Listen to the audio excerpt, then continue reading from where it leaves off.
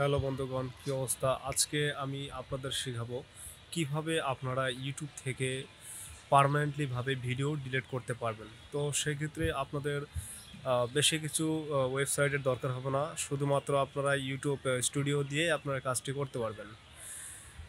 যদি আপনারা মোবাইল থেকে করতে চান, ইউটিউব স্টুডিও অ্যাপটি ডাউনলোড করবেন এবং ওইখান থেকে সরাসরি আপনারা ডিলিট করতে পারবেন। আর কম্পিউটার থেকে এটা খুবই ইজি।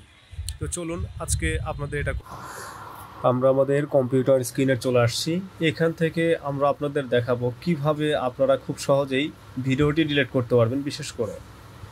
তো এর জন্য কোনো প্রকার সফটওয়্যার লাগবে না। আমরা কম্পিউটার স্ক্রিন থেকে সরাসরি সহজে দেখাবো। আমরা স্ক্রল ডাউন করে একটু নিচের দিকে আসবো। নিচের দিকে আসলে এখানে আছে ইউটিউব স্টুডিও, এখানে ক্লিক করতে হবে। আমি ক্লিক করে দিলাম। এটা ক্লিক করার পরে আমাদের ইউটিউব ড্যাশবোর্ডটি শো করবে। এখান থেকে আমরা আমাদের কাঙ্ক্ষিত চ্যানেল এবং সাবস্ক্রাইব এবং ভিডিওগুলো সব কিছু আমরা একবারে দেখতে পারবো। এখান থেকে দেখার পরে আপনারা অবশ্যই ভালোভাবে বুঝে নেবেন কোন ভিডিওটা ডিলিট করতে চাচ্ছেন।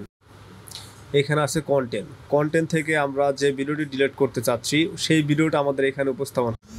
আমরা 3 ডট অপশনে চাপ দিব।